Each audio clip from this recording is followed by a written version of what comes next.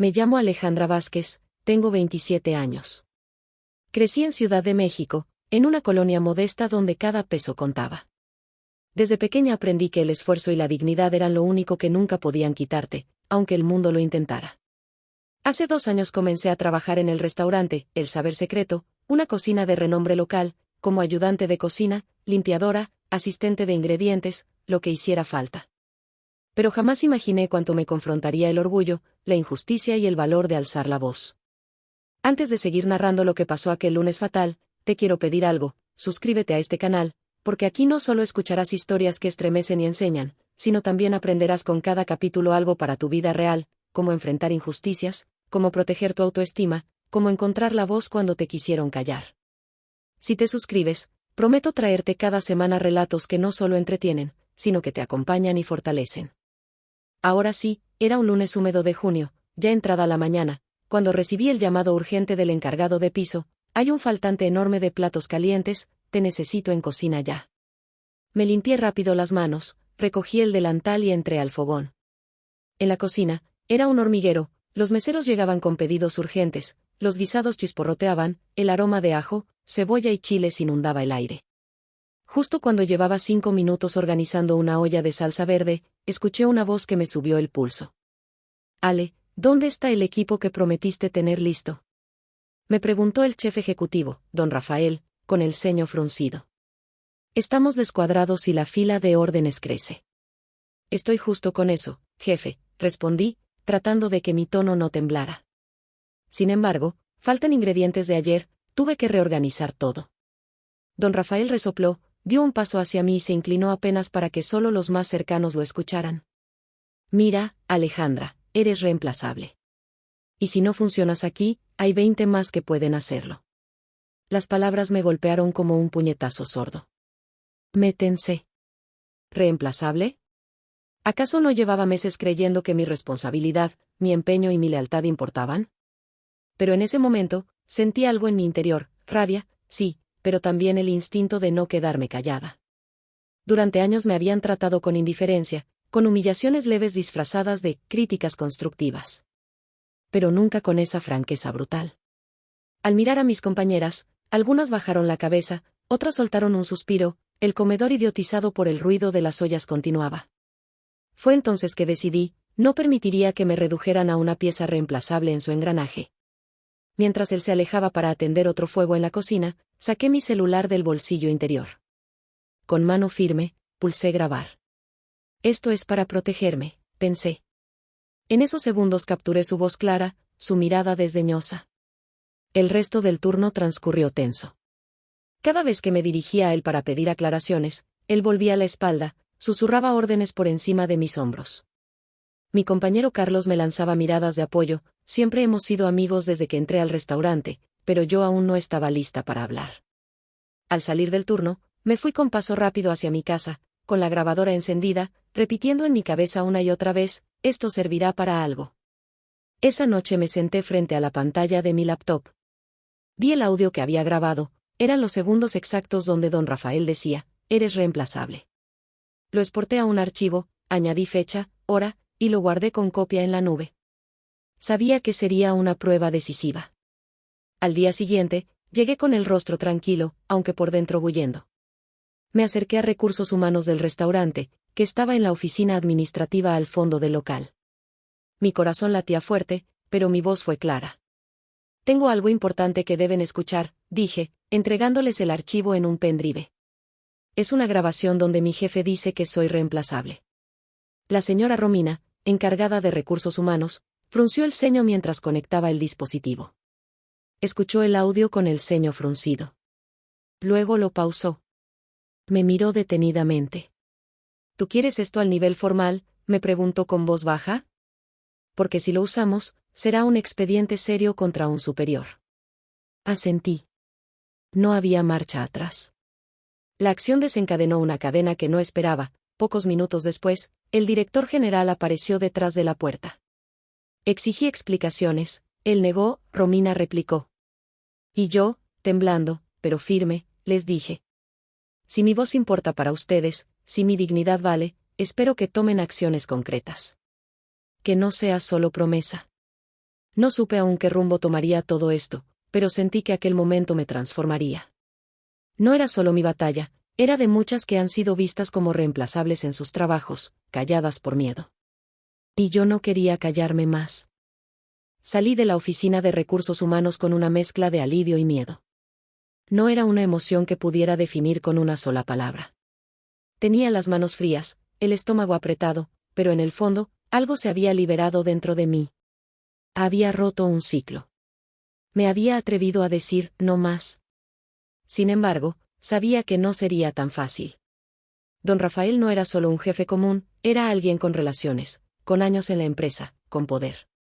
Esa misma tarde, Romina, la encargada de recursos humanos, me escribió por WhatsApp. Alejandra, vamos a necesitar que vengas mañana más temprano. Se convocará una reunión formal con el director general y el departamento legal. Por favor, no compartas nada de lo ocurrido con nadie por ahora. No pude dormir esa noche. Repetía en mi cabeza el momento exacto en el que grabé la frase, eres reemplazable. Escuchaba su voz como si estuviera junto a mí en la oscuridad del cuarto. ¿Había hecho bien? ¿Y si me despedían? ¿Y si todo terminaba mal? Al amanecer, salí con más tiempo de lo usual. Me arreglé como si fuera a una entrevista de trabajo, no a una reunión de conflicto. Llegué a las oficinas 20 minutos antes de lo citado. En la sala estaban Romina, el director general, un señor de traje sobrio llamado licenciado Murillo, y una abogada joven que no conocía, llamada Paulina. Me ofrecieron asiento, y Romina me miró con seriedad. Alejandra, lo que vamos a tratar aquí se maneja bajo confidencialidad interna. Queremos entender el contexto del audio. ¿Puedes explicarnos qué ocurrió antes y después? Respiré hondo. No iba a llorar, no iba a quebrarme. Les conté todo, cómo había sido el ambiente en cocina desde hacía meses, cómo don Rafael usaba una mezcla de presión psicológica y desprecio disimulado para manejar al personal, cómo muchas veces nos gritaba delante de clientes o humillaba a quienes cometían errores mínimos. Ese día no fue la primera vez, dije mirando al licenciado Murillo a los ojos. Fue solo la primera vez que lo grabé. La abogada asentía, tomando notas. Cuando terminaron de escucharme, reprodujeron el audio de nuevo. Esta vez, nadie dijo nada al terminar. Solo un silencio espeso se adueñó de la sala. Alejandra, dijo finalmente Paulina, la abogada, tenemos un protocolo ante acoso psicológico laboral. Esto puede activar una investigación interna. Pero también implica que tú estés preparada para las consecuencias. Sabes que él puede alegar manipulación, puede mover influencias. Estoy lista, respondí sin titubear. Lo único que no voy a hacer, es seguir callando. Salí de esa sala con un documento firmado, una constancia de denuncia interna, que protegería mi puesto mientras durara la investigación. Pero apenas crucé el pasillo, me encontré con Carlos, mi compañero de cocina. Me miró con preocupación. ¿Qué hiciste, Ale? Lo que debía, le respondí bajito. Grabé al jefe. Y lo entregué a recursos humanos. Carlos palideció. Te van a hacer la vida imposible. Y no tardó en pasar. A partir del día siguiente, noté como algunos compañeros comenzaron a alejarse. La cocinera Marlene, que siempre me ofrecía café al llegar, ni me miró. Tomás, el chico de plancha, me entregó los utensilios sin decir palabra. Parecía que el aire había cambiado, como si el fuego de las estufas cocinara ahora un silencio incómodo entre nosotros. Pero lo más perturbador ocurrió al tercer día. Entré a mi casillero y encontré una nota, doblada en 4.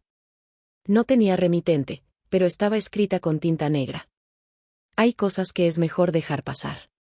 Tú no eres nadie para hacer temblar a los de arriba. Mis manos temblaron. Guardé la nota en mi mochila sin que nadie viera y me fui directo a Romina. Esto ya se está saliendo de control, le dije. Me están aislando, y ahora esto. Ella leyó la nota, frunció el ceño y la escaneó con su celular. Vamos a investigarlo también. Pero Alejandra, necesito que sigas haciendo bien tu trabajo. No bajes la guardia. Volví a la cocina con la frente en alto, aunque por dentro me sentía cada vez más vulnerable. Esa noche, al llegar a casa, me metí directo a la regadera, como si el agua pudiera lavarme también las emociones. Pero algo en mí había cambiado, la voz que antes temía sonar, ahora se había acostumbrado a hablar. En el celular, empecé a grabar pequeños relatos míos, como una especie de diario. Día 1 después de la denuncia. Día 2, no sabía si alguien más los oiría algún día, pero me sentía menos sola al hacerlo. Fue el viernes, 5 días después de la denuncia, cuando todo dio un giro que jamás imaginé. A las 10:35 de la mañana, me llamaron nuevamente a oficinas. Al entrar, Romina tenía una expresión distinta.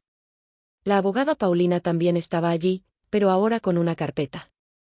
Alejandra, dijo Romina.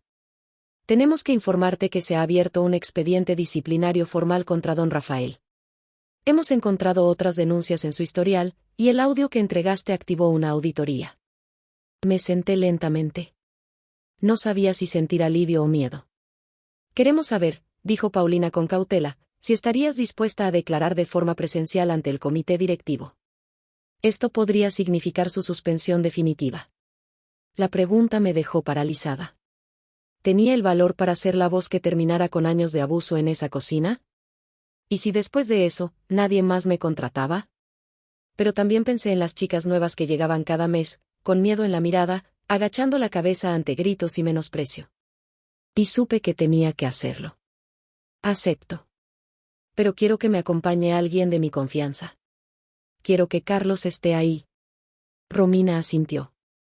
Salí de esa oficina temblando, pero esta vez por otro motivo, estaba a punto de enfrentar a mi verdugo, no en secreto, sino frente a quienes tenían el poder de frenarlo. Y eso era solo el principio. El día de la audiencia llegó más rápido de lo que esperaba. Era martes, y la ciudad amanecía con una llovizna persistente que empañaba las ventanas del transporte público. Mientras el camión avanzaba lento por Avenida Revolución, con los limpiaparabrisas marcando el ritmo de mis pensamientos, yo repasaba mentalmente todo lo que iba a decir. No dormí bien esa noche, otra vez. Las palabras de don Rafael seguían clavadas como espinas bajo la piel: eres reemplazable. Al llegar a la sede corporativa del restaurante, ubicada en una colonia más elegante que la nuestra, sentí que mis pies pesaban el doble. Subí las escaleras acompañada de Romina y Carlos, que había aceptado apoyarme como testigo moral.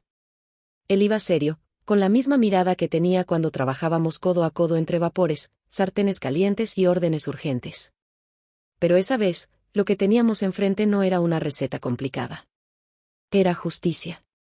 La sala era grande, con una mesa larga de madera, y al fondo, 5 personas esperaban: el licenciado Murillo, Paulina, la abogada interna, una representante del sindicato, y 2 directivos que no conocía.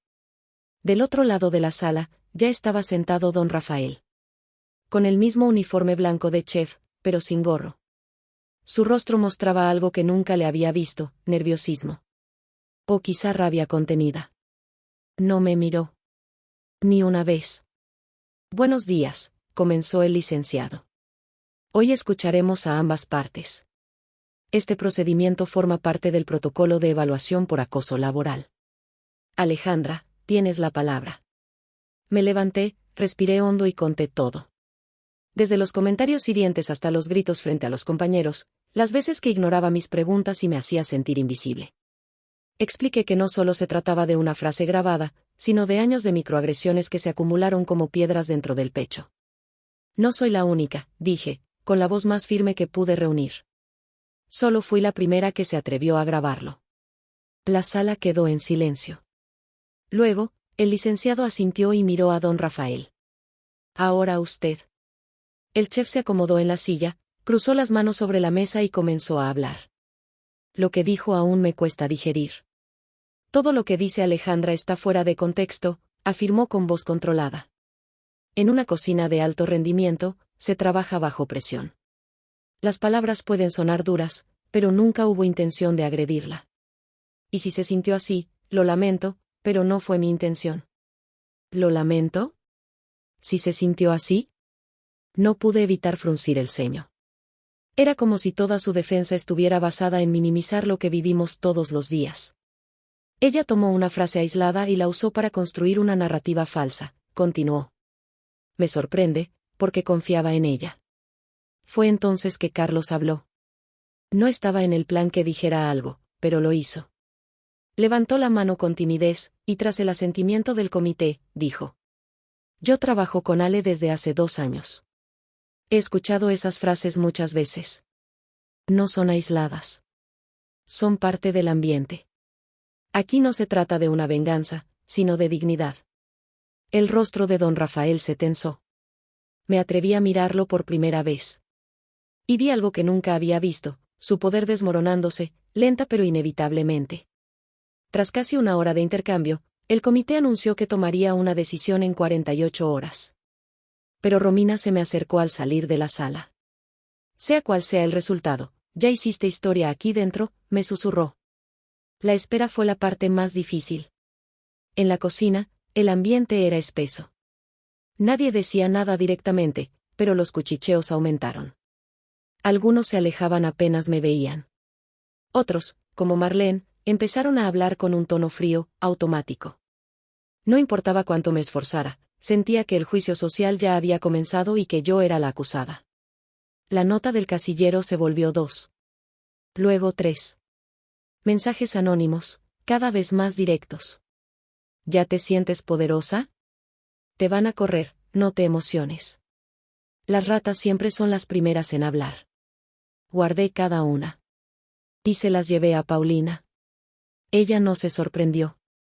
Es el patrón típico. Pero cada nota solo fortalece tu caso. El viernes por la tarde, recibí un correo desde Recursos Humanos. Mi corazón palpitaba como si fuera a salirse del pecho. Resultado de procedimiento interno, se ha determinado una suspensión inmediata de don Rafael por 30 días mientras se efectúa una reestructuración del equipo directivo. Se reconoce tu derecho a un entorno laboral digno. Agradecemos tu valentía. No lloré. No grité. Solo me senté en la cama, viendo la pantalla, y solté un suspiro tan profundo que sentí que me vacié por dentro. Rafael había sido suspendido. No era una victoria total. Pero era un comienzo. Esa misma noche, Carlos me invitó a cenar tacos. Para celebrar, dijo. Nos sentamos en un puestito de la colonia, bajo una lona azul, mientras el pastor giraba detrás de nosotros. ¿Sabes qué admiro más de ti, Ale? Me dijo mientras exprimía un limón sobre su taco. Que aún con miedo, hablaste. Muchos nos quedamos callados demasiado tiempo. No quiero ser ejemplo de nadie, le respondí. Solo quiero que nadie más pase por lo mismo. Pues ya lo eres, dijo él. Aunque no quieras. Y mientras nos reíamos entre mordidas, por primera vez en semanas, sentí algo parecido a la paz. Pasaron los 30 días de suspensión como una nube espesa que nunca terminaba de irse del todo. Aunque Rafael ya no estaba en la cocina, su sombra sí. Algunos compañeros actuaban como si su ausencia fuera temporal, como si debieran mantenerse leales en su ausencia, como si hablar conmigo fuera una traición. Durante ese mes, la dirección trajo un chef interino, un hombre amable llamado Julián, de trato mucho más humano. Fue la primera vez que sentí que alguien en la cocina me hablaba como igual, como profesional, no como subordinada. Alejandra, tu trabajo es impecable, me dijo una tarde, tras una jornada particularmente pesada. Me sorprende que no estés ya en una posición más alta. Me sonrojé. Nadie en esa cocina me había dicho algo así antes. Pero por dentro, sentía una punzada. ¿Cuánto tiempo duraría eso? ¿Qué pasaría cuando Rafael regresara? Y regresó. Exactamente 31 días después de su suspensión, un lunes, a las 10 en punto, entró por la puerta principal del restaurante con su uniforme blanco y su mirada de siempre, dura, penetrante, como si evaluara todo lo que tocaba. El silencio fue inmediato. Algunos lo saludaron con un «buenos días, chef», que parecía contener miedo más que respeto. Yo no dije nada. Seguía fileteando jitomates, con las manos firmes, pero el corazón en la garganta. Rafael no se acercó a mí ese día. No me dirigió la palabra, ni una sola vez. Pero en sus gestos, en su forma de ordenar al resto, en los cambios sutiles del menú y en la manera de asignar tareas, supe que estaba intentando recuperar el control perdido. A los pocos días, comenzó a hacer pequeñas correcciones en mi trabajo. Esa salsa, muy líquida, me dijo un miércoles, sin siquiera probarla. Es la misma receta que usábamos antes, respondí con calma. ¿Estás cuestionando mi experiencia? La frase quedó en el aire. Lo miré fijamente. No respondí. A partir de ahí, cada día era un pulso. Yo trabajaba el doble para que no tuviera que criticar. Pero siempre encontraba algo. Una cucharada de más, una orden supuestamente mal entregada, un ingrediente colocado fuera de protocolo. El colmo llegó un jueves por la tarde, cuando noté que alguien había cambiado las etiquetas de los insumos en mi estación. Las fechas no coincidían. Una salsa aparecía como vencida cuando yo sabía que la había preparado el día anterior. Rafael la olió, frunció la nariz con dramatismo y dijo: «Esto es inaceptable.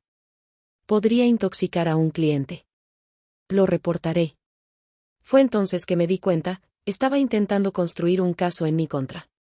Silencioso, metódico.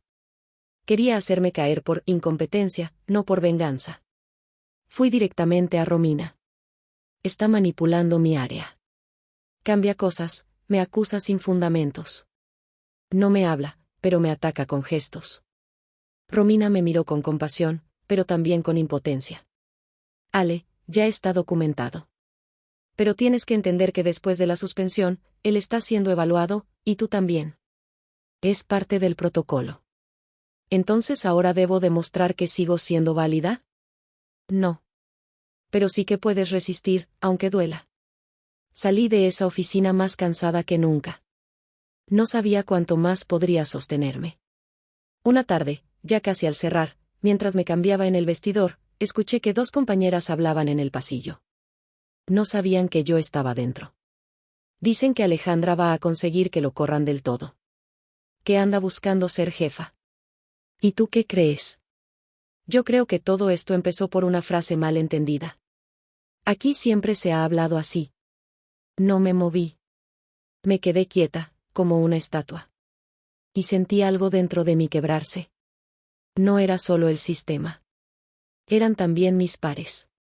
Las personas que había cuidado, cubierto en turnos pesados, defendido cuando no sabían cómo responder a una orden violenta. Me quité el uniforme, tomé mis cosas y salí sin decir nada. Esa noche lloré. No de rabia, sino de agotamiento. Carlos me escribió más tarde. Vi tu cara hoy. No te dejes, Ale. No estás sola. Al día siguiente, pedí unos minutos para hablar con el chef Julián. Él ya no era el interino, pero aún estaba en el área administrativa ayudando con la transición. ¿Vale la pena seguir aquí?, le pregunté, con la voz casi quebrada. Si todo lo que hago es interpretado como amenaza. Si cada logro que tengo es cuestionado. Julián me miró largo rato. Luego se acercó y dijo algo que nunca olvidaré. Tú estás sembrando algo que otros van a cosechar. Pero no todos saben que hay que cuidar la semilla. Alejandra, si decides irte, será comprensible. Pero si te quedas, hazlo por ti, no por ellos. Salí de esa oficina con una sola certeza: yo no había llegado hasta ahí para rendirme en el último kilómetro.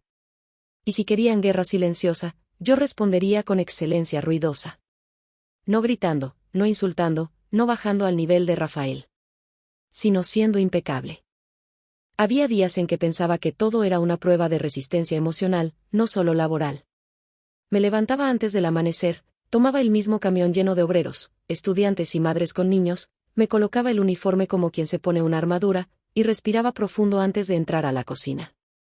Rafael seguía al mando, pero ya no tenía el mismo brillo en los ojos. Su poder se había vuelto amargo. No podía gritar como antes, no podía humillar sin testigos, pero tampoco se rendía. Intentaba desgastarme por dentro, con sus silencios, sus gestos, sus críticas pasivo-agresivas. Y lo peor era que funcionaba. Cada noche volvía a casa con el alma más agotada que el cuerpo. Pero entonces pasó algo que nadie esperaba. Era un martes, día de poco movimiento, cuando llegó una notificación del corporativo: habría una auditoría e inspección interna, tanto en procesos como en ambiente laboral. Una iniciativa de rutina, según explicaron. Pero todos sabíamos que esa palabra era solo una pantalla. Era consecuencia directa del caso abierto contra Rafael. Y esta vez, habría entrevistas confidenciales con el personal. Ese anuncio cayó como un balde de agua helada en la cocina. Algunos se pusieron nerviosos, otros se volvieron más obedientes de lo normal. Yo, en cambio, sentí una mezcla de esperanza y vértigo. Era mi oportunidad de que más voces hablaran. Ya no se trataba solo de mí. Durante los días previos a la auditoría, vi movimientos extraños, Rafael limpiando su estación con una intensidad inusual, hablando con algunos empleados en privado, organizando los insumos de forma meticulosa, como si el orden físico pudiera ocultar el caos moral. Pero lo que más me sorprendió fue lo que ocurrió 2 días antes de la inspección. Tomás, el chico de plancha que apenas me hablaba desde que hice la denuncia, se acercó en silencio mientras lavábamos utensilios. Su voz era baja, nerviosa. Ale, me van a entrevistar también. Y, yo he visto cosas. He escuchado cosas. Pero me da miedo que si digo algo, me despidan. Lo miré directo a los ojos. No tienes que cargar con nada que te destruya por dentro. No te pido que hables por mí. Pero sí por ti. Por todos. Él asintió, y se fue sin decir más. Pero su expresión había cambiado. Al día siguiente, comenzaron las entrevistas. Una a una, los trabajadores pasaban a la pequeña oficina adaptada para el comité de auditoría. Yo fui citada a las 11:15 de la mañana. Cuando entré, encontré a 2 personas del Corporativo Central, una psicóloga laboral y una consultora externa. Sus rostros eran neutros, entrenados para no emitir juicio. Pero eso no me intimidó. Conté todo de nuevo. No con rencor, sino con la claridad de quien ya ha sangrado suficiente como para temer. Lo que más duele, dije al final, no es lo que me dijo una vez. Es que durante mucho tiempo pensé que lo merecía. Que si me gritaban o menospreciaban, era porque no era suficiente. Hasta que entendí que ese es el truco del abuso, te convence de que tu valor depende del verdugo. La psicóloga asintió. Tomaron notas. Agradecieron mi tiempo. Esa noche, Romina me envió un mensaje breve. Varias personas han hablado. Estás causando impacto, Ale. Por primera vez en semanas, dormí sin pesadillas. Pero Rafael también lo notó. Y reaccionó. El viernes, justo al cierre del turno, me pidió que me quedara a revisar inventario con él. Era raro. Siempre delegaba eso. Dudé, pero acepté. Quería demostrar que no tenía nada que ocultar. Estábamos solos en el almacén cuando dijo. ¿Sabes qué creo, Alejandra? Que te sobreestimaste. Pensaste que un audio te haría dueña de esta cocina. Lo miré sin decir palabra. No te preocupes, continuó, cerrando la libreta de inventario. Lo que sube rápido, cae más rápido. Y tú ya empezaste a caer. Me acerqué, firme. Yo no quiero ser dueña de nada. Solo quiero trabajar sin sentirme basura. Y si eso te molesta, entonces no era yo el problema. Salí del almacén con el corazón desbocado. Estaba claro que su estrategia ahora era otra, intimidarme en privado, sin pruebas. Pero lo subestimó. Grabé todo. Tenía el celular en el bolsillo, como cada vez que me quedaba a solas con él desde el regreso. Y esta vez, no solo tenía una frase. Tenía un patrón. Un tono. Una amenaza velada. Esa misma noche envié el audio a Paulina, la abogada. Le expliqué todo por escrito. Romina me llamó a los 15 minutos. Alejandra, esta vez es más serio. Esto es acoso directo. Me pidieron que no lo confrontara más, que me mantuviera profesional. El lunes siguiente habría una reunión especial del comité directivo. Ya no era una auditoría. Era un juicio interno. Y no solo sobre lo que Rafael decía, sino sobre quienes permitían que lo dijera durante años. El lunes llegó con un cielo gris, cargado, como si supiera lo que estaba por ocurrir. Me levanté más temprano de lo habitual, preparé café fuerte y traté de ensayar mentalmente las respuestas que daría si me pedían hablar. Pero algo en mí ya estaba cansado de ensayar. La verdad no necesita guión. La reunión fue convocada a las 9 de la mañana en la sala de juntas principal, la más grande del edificio administrativo. Cuando llegué, Romina me esperaba en la entrada. Vestía un traje oscuro y tenía en las manos una carpeta gruesa. Tenemos todo documentado, me dijo. Audios, reportes, testimonios, incluso algunas declaraciones anónimas. No estás sola, Alejandra. Hoy va a pasar algo importante. Respiré hondo y entré. Adentro ya estaban varios miembros del comité directivo, el licenciado Murillo, Paulina, y, por supuesto, Rafael. Sentado, serio, cruzado de brazos, con una expresión entre superioridad herida y desafío. No me miró ni una sola vez. Buenos días, empezó el licenciado Murillo. Hoy nos encontramos para dar resolución a una serie de denuncias por acoso laboral, abuso de poder y ambiente tóxico dentro del restaurante, El Saber Secreto. Esta sesión será grabada y los involucrados pueden ejercer su derecho a hablar o guardar silencio. Primero, se proyectaron fragmentos de los audios. No solo el famoso, eres reemplazable, sino también el más reciente, grabado en el almacén, donde quedaba clara la amenaza. Rafael, al escucharlo, mantuvo la expresión fría. Pero el ambiente en la sala cambió. Se hizo más denso. Más real. Luego, Paulina presentó los testimonios. Casi todos eran anónimos, por miedo a represalias. Pero mencionaban patrones similares, humillaciones constantes, comentarios denigrantes, descalificaciones frente a clientes. Lo que nadie esperaba fue lo siguiente. También recibimos 2 testimonios que decidieron dar la cara, dijo Paulina. Les pedimos que pasen. Y entonces, contra todo pronóstico, entraron Tomás y Marlene. Sentí que el corazón se me detuvo un segundo. Tomás había dicho que tenía miedo. Y Marlene, que había sido distante conmigo desde el inicio de todo, ahora estaba ahí, de pie, junto a él. Tomás fue el primero en hablar. Yo he trabajado bajo la supervisión de Rafael durante casi 3 años. Al principio creí que su forma de hablar era normal. Pero después de ver lo que pasó con Alejandra, entendí que eso no era liderazgo. Era abuso.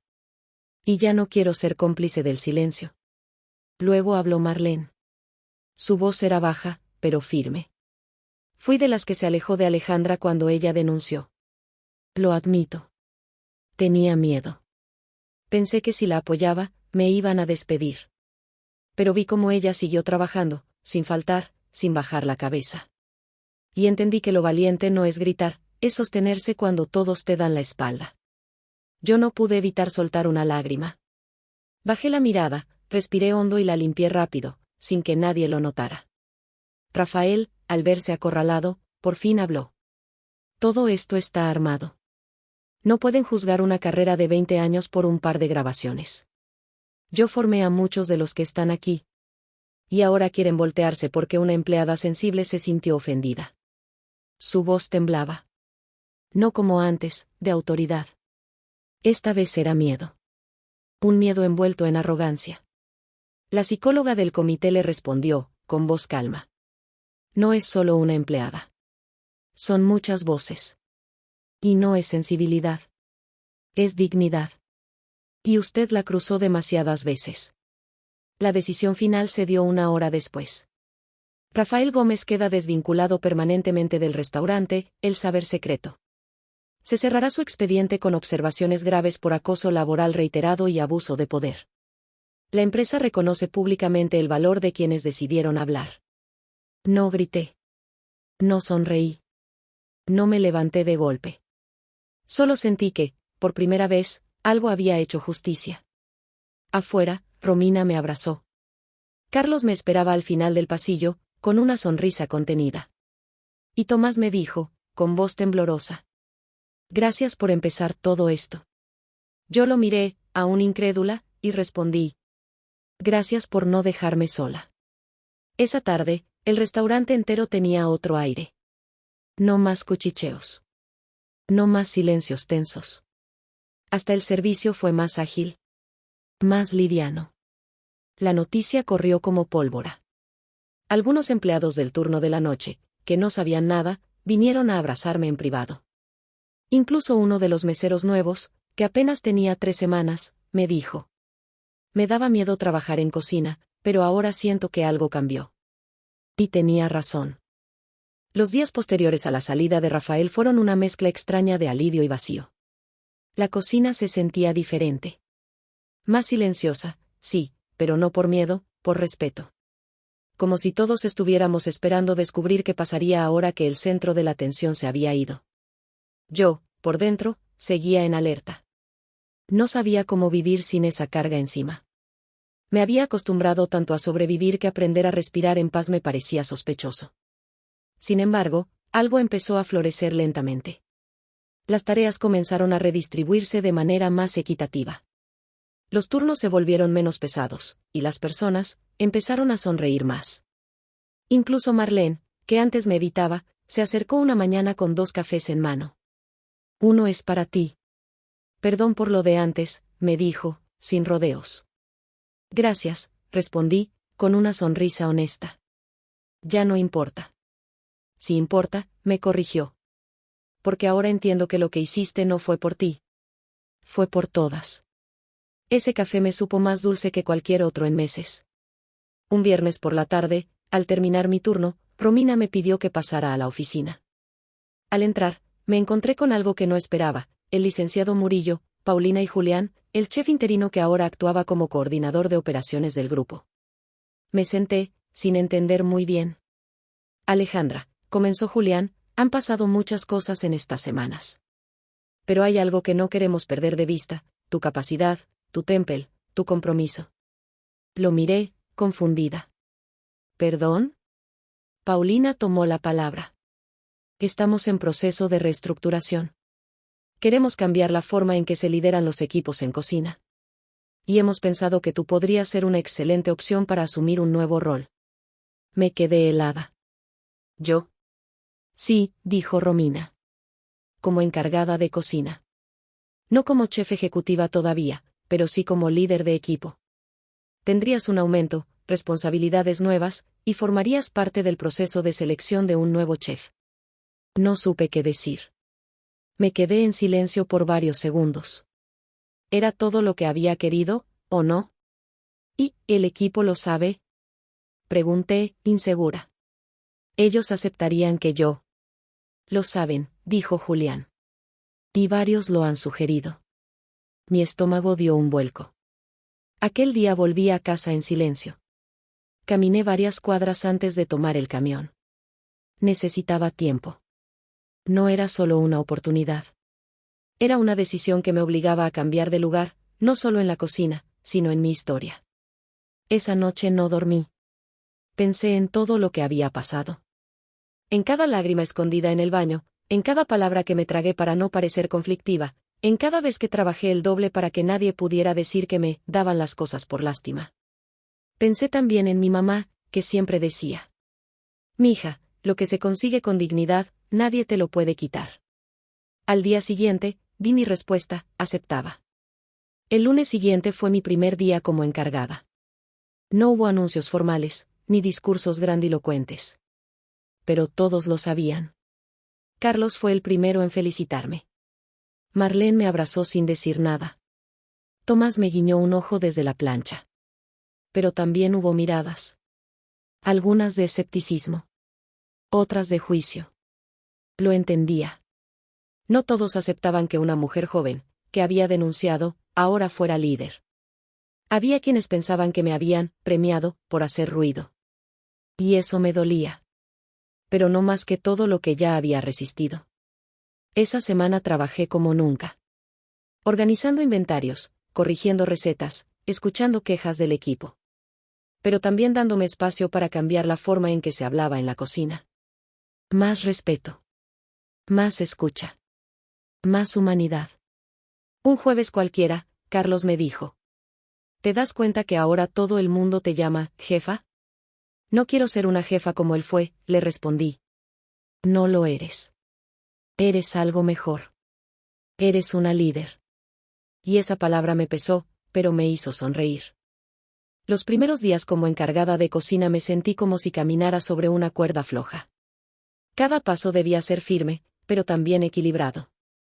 No podía parecer blanda, ni demasiado rígida. Tenía que ganarme el respeto, pero sin perder la cercanía que me había costado años construir. Y lo peor era que, aunque el cargo era oficial, yo sabía que en muchas cabezas aún sonaba esa pregunta silenciosa: ¿y ella qué autoridad tiene? Intenté no dejarme afectar. Organicé al equipo por turnos, escuché sugerencias, implementé pequeños cambios que mejoraban el flujo sin afectar los tiempos. Incluso propuse algo que nunca se había hecho antes: una reunión semanal de equipo, al final del viernes, para hablar no solo de rendimiento, sino de cómo nos sentíamos. Al principio, muchos se mostraron escépticos. Pero poco a poco, fueron hablando. Y lo que escuché me hizo entender que el daño causado por Rafael iba mucho más profundo de lo que pensábamos. Yo tenía gastritis desde hace un año, confesó Marlene una tarde. Pensaba que era por la comida picante. Pero desapareció después de que él se fue. Yo no dormía bien, dijo Tomás. Soñaba con el sonido de los platos cayendo cuando nos gritaba. Yo solo los escuchaba. No necesitaban respuestas. Solo espacio. Silencio con respeto. Y eso, me di cuenta, era liderazgo. Pero el camino no sería recto. Una mañana, mientras revisaba el pedido de proveedores, detecté una discrepancia. Una caja de filetes de pescado no coincidía en peso ni calidad con lo solicitado. Era más barato, de menor calidad. Fui directo a buscar a Vicente, el encargado de recepción, con quien nunca había tenido problemas. Lo encontré en la entrada, fumando un cigarro con prisa. Vicente, ¿viste los filetes de hoy? No son los correctos. Él frunció el ceño. Sí, eso me dijo el proveedor, pero dijo que no había stock del otro. Que te lo mandaba así nada más. ¿Lo anotaste en el registro? No, porque pensé que no era gran cosa. Le pedí que por favor, para la próxima, todo quedara asentado. Era parte del protocolo. Pensé que la conversación había terminado ahí. Pero no.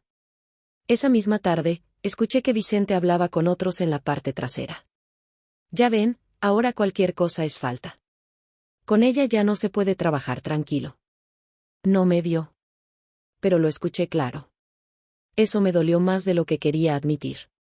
No por la crítica, sino por el mensaje escondido. Hacer las cosas bien ahora era visto como molestar. Esa noche me fui a casa más cargada de lo normal. Encendí la regadera, me senté en el suelo del baño, y dejé que el agua cayera sin moverme. No lloré. Solo estuve en silencio. Pensando en todas las veces que había deseado estar en ese lugar de liderazgo, y ahora que lo estaba, sentía que caminaba en la cuerda sin red abajo. Al día siguiente, decidí tener una conversación honesta con todo el equipo. Sé que algunos piensan que ahora hay demasiadas reglas.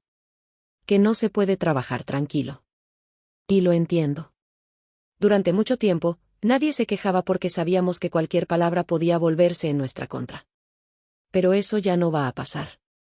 No estoy aquí para castigar. Estoy aquí para cuidarnos. ¿Y si cometemos errores? Preguntó uno de los chicos nuevos, Juan, con voz temerosa.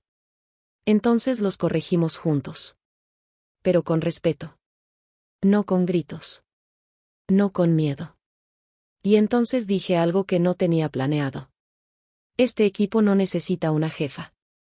Necesita a alguien que recuerde por qué empezamos a cocinar. El silencio que siguió fue distinto. Cálido. Presente. Desde entonces, las cosas empezaron a fluir mejor. Pero todavía quedaba una prueba. Una semana después, recibimos la visita inesperada de una influencer gastronómica conocida en la ciudad. Nadie del equipo lo sabía, venía como cliente encubierta. Solo al final de su comida, se presentó. Dijo que había probado el menú con ojos críticos. Y pidió hablar con quien estaba a cargo de cocina. Respiré hondo y fui a su mesa. Me saludó sonriente, revisando su libreta de apuntes. No solo la comida está deliciosa, dijo. Hay algo en este lugar que se siente distinto. Más humano. ¿Hace cuánto tienes el cargo? Unas semanas, le respondí, todavía con nervios. Pues se nota. Vas a leer algo bueno muy pronto. Y cumplió su palabra. Esa misma noche, publicó una reseña destacando no solo la calidad del platillo, sino el ambiente de trabajo que se sentía en la cocina. Mencionó que era uno de los pocos lugares donde el liderazgo se percibía sin imponerse, y donde la comida tenía alma, no solo técnica. El post se volvió viral en la ciudad. Romina me llamó al día siguiente, emocionada. Alejandra, tienes que ver esto. Hay personas preguntando si das cursos, si puedes contar tu historia. Hasta nos están llamando de otros restaurantes interesados en el modelo de trabajo. Y ahí fue cuando algo inesperado ocurrió, me ofrecieron liderar la apertura de una nueva sucursal. Yo. La misma que, meses antes, se preguntaba si valía la pena seguir. Cuando me ofrecieron liderar la nueva sucursal, Sentí una mezcla abrumadora de orgullo y vértigo. No era solo una oferta laboral. Era un reconocimiento. Una validación. Pero también una despedida. Esa noche volví a casa en silencio. Caminé varias cuadras, como siempre hacía cuando tenía que pensar con claridad. Pasé frente al mismo puesto de tamales donde tantas veces paré después de turnos agotadores. La señora me saludó como de costumbre. «¿Hoy de verde, mija?» «Hoy no, gracias», le respondí. «Hoy vengo a pensar». Me senté en una banca frente a la pequeña glorieta de la colonia y saqué mi celular. Miré la notificación del correo con la propuesta formal. Decía, Dirección de Cocina Sucursal Norte. Fecha de apertura tentativa, 3 meses. Oportunidad para diseñar desde cero. Desde cero. Esa frase me pesó. Pensé en todo lo que había pasado para llegar ahí, en los audios, las lágrimas, las humillaciones, el juicio interno. Pensé en cada persona que me dio la espalda, y en cada una que se volvió a acercar. También pensé en Rafael. No por rencor, sino como recordatorio de lo que ya no quería hacer. Al día siguiente pedí hablar con Julián y Romina. ¿Puedo pensarlo unos días?, les pregunté. No quiero decidir desde el impulso. Ellos entendieron. No tenían prisa. Pero sabían que era una oportunidad única. Pasaron 3 días.